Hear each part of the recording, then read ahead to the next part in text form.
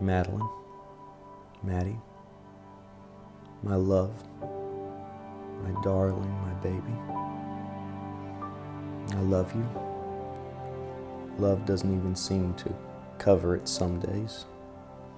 You are everything I ever wanted and so much more. When I was searching, looking for the one I would spend the rest of my life with, I made a list you're pretty familiar with, a list of particular qualities I wanted in a wife.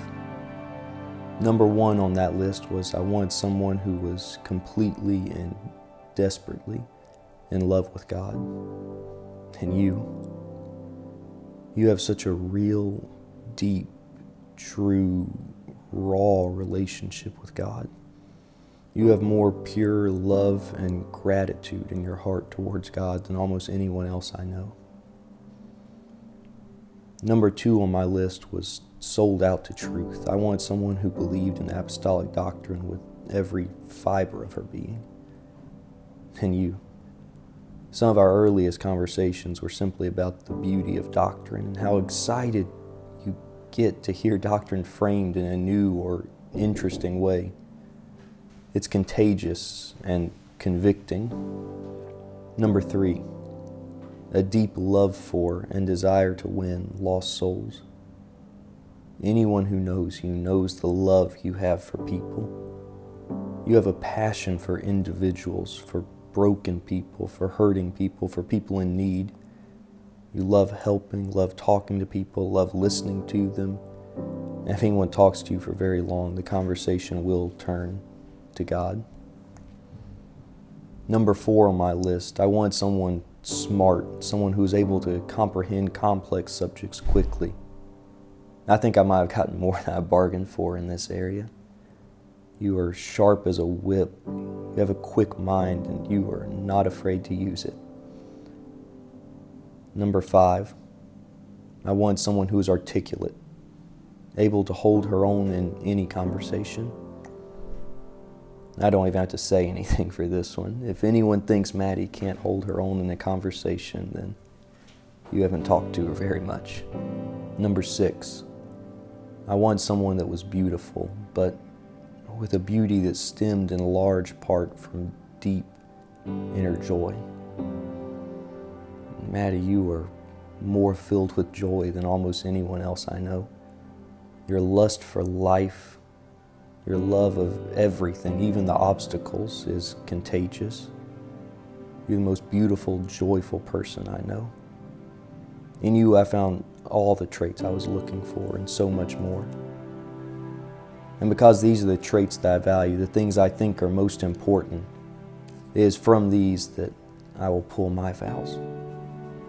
So, I vow to you, I will maintain my relationship with God first and lead our family down the path He chooses. I'll keep myself grounded in truth and keep our family constantly reminded of God's Word. I will work with you to win the lost and the hurting. I'll keep my mind sharp, striving to never become mentally lazy or allow complacency to slip in. I'll hone my conversation skills by talking to you constantly and listening more. I can't compete with you in beauty or joy, but I will strive to never give you a reason to be unhappy, to fill your days with joy and love. I'll do my best to keep throwing candy and never knock over your sandcastles. I'll try to not chew so loudly, and I will probably fail. I'll work with everything in me to provide for you and protect you. I will love you. I will be true to you. I want to grow old with you, to spend a life with you. And forever and always, I am yours.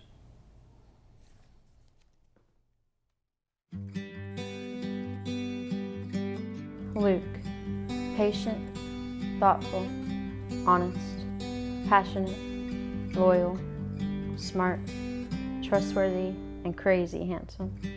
These are just a few of the adjectives that narrate the character of the man that I am marrying today.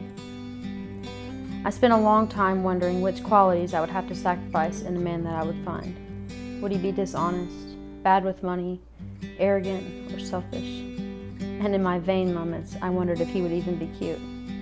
I told myself to come to grips with the fact that because I was a young, single mother, I wasn't going to have the pick of the litter anymore. I was going to have to make some sacrifices of myself and focus on finding someone who would love Addie and be a good father to her. I convinced myself I tied my hands, and by becoming pregnant at an early age, I was certain there was no way I would find all the character traits I once wanted. I just knew I would have to settle. I remember thinking it would take a miracle to find my dream man, because I knew there wouldn't be many willing to accept the challenge to take in and love a child genetically separated from him. There's something special to be said for a man like you. Your willingness to step into mine and Addie's life, accepting the challenges, responsibility, and pressures of becoming her father. But in the late summer of 2019, I realized a life without God was one with no direction, and I had to make a change. What I realized was that all these ideas I had of the perfect man were flawed. The second I gave my search to God, He led me straight to you. The beautiful thing about a life for God is He leaves no stone unturned. He does nothing with imperfection, and in every circumstance, He is a full circle God. There was no settling that had to be done. And every single day, I find another thing about you that I love. I never thought a love this selfless and pure, happy and beautiful were possible. You are truly the man for me.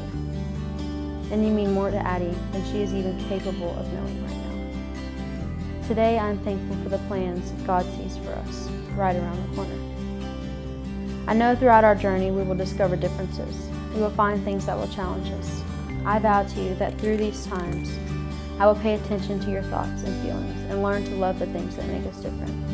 I vow to appreciate every opinion and thought you have, especially when I don't agree, encouraging us to work together when navigating through the hard times.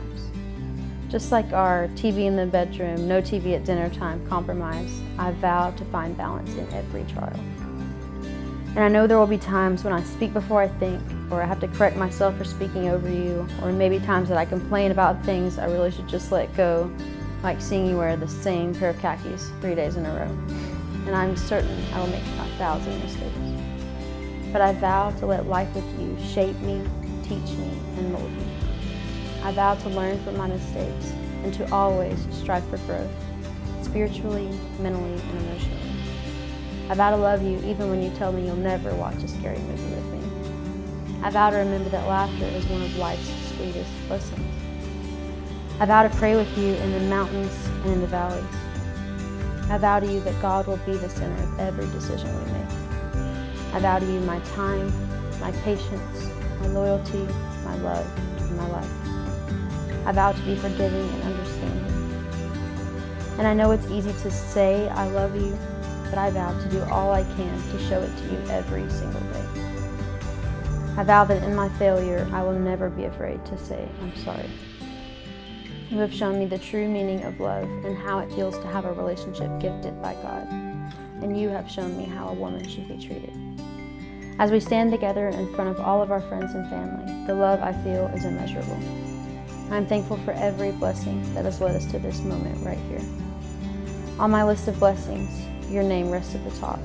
And on this day, I vow to love you for the rest of my life. My one, my only, my Luke, my husband. I'll stay by your side. When storms are raging, I will hold you close tonight, and I won't let go until